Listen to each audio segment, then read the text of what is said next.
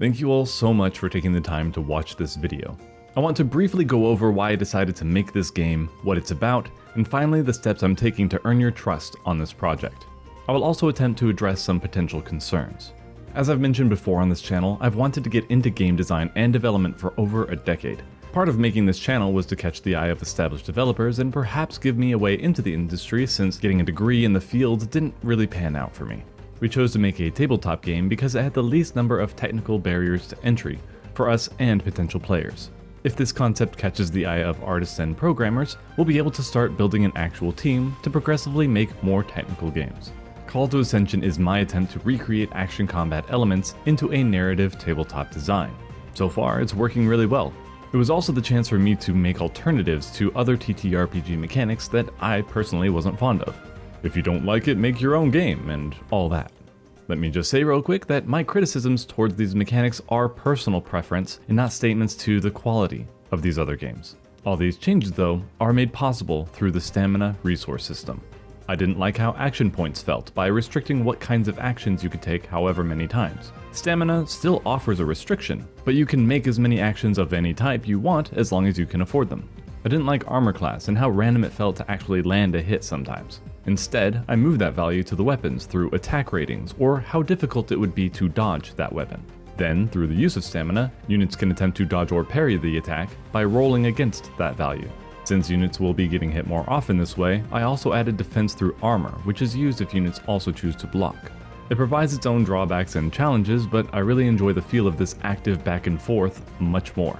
I'm a fan of evolving battle classes and customization, so each class provides several options to progress and make your character your own. Also, as an anime nerd, I'm very fond of transformations, so most races either have a super form or transformation if you choose to level them up. I have personally really enjoyed brewing up characters and hope you'll find the same enjoyment in making your own and playing them. As for what I've done to establish trust in this game, it all starts with how much I've put into it so far. Before revealing Call to Ascension, I wanted to be able to show a proof of concept. To that end, I've worked hard on making the core mechanics as solid as possible so you can all play for yourselves before offering any financial support.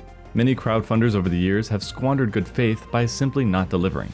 The benefit of this being a pen and paper TTRPG is that I can provide you with the rulebook, even if it's currently incomplete, and give you something to play with, even if I can't finish the game for whatever reason. But through several setbacks, personal emergencies, and self-doubt, I've continued to put time and effort into making this game something special. I've also already spent thousands in assets to make this game look and feel as professional as possible, not to mention the boring stuff like trademarks. The core rule set is available in the Discord linked in the description and pinned comment, free of charge, and will continue to be updated when necessary. Now to address some potential concerns. You've never made a game before. Why should we buy this one? Well, everybody has to start somewhere, and this is where I've chosen to begin. True, greater quality will come with greater experience, but I have to take the first step towards that. I would say use the free assets I've provided to see if you deem it worthy of your time, and go from there. I'm not asking anyone to support me based on empty promises.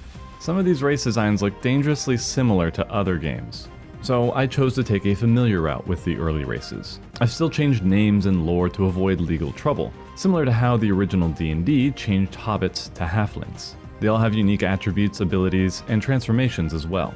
I plan on adding more creative and original designs later, but with a new IP, I personally felt that familiarity was best to start with. Some races have wings. Flying is usually really broken in games. I am aware of this, which is why I also tied the act of flight to stamina. You can check the full rules yourself, but it will consume stamina to move upwards, and that stamina will not come back until you land. This still allows you to fly to traverse dangerous terrain or scout the area, but using it in combat will require a bit more finesse than simply lifting off and raining death from above. What happens if you fail to raise enough funds on Kickstarter? I pick another method until one works. Perhaps Patreon with certain tiers running playtest campaigns with me directly, Coffee for paid updates, or I just hang in there until it's done to start selling and pray I recoup my costs. What will these funds be used for? Art and legal stuff, mostly. Art to make the game world feel more alive and the rulebook more professional, and the legal stuff to establish Call to Ascension as an actual IP. Like I said, I've already spent a lot to get to where we are now, but getting some money back will let me reinvest into the game while also gauging interest and support for future projects. If we don't hit our goals, I still plan on finishing what I started, but I will have to reevaluate how I go about my next attempt. That's all I've got for now though. Thank you for watching, God bless you all, and I'll see you all in the next one.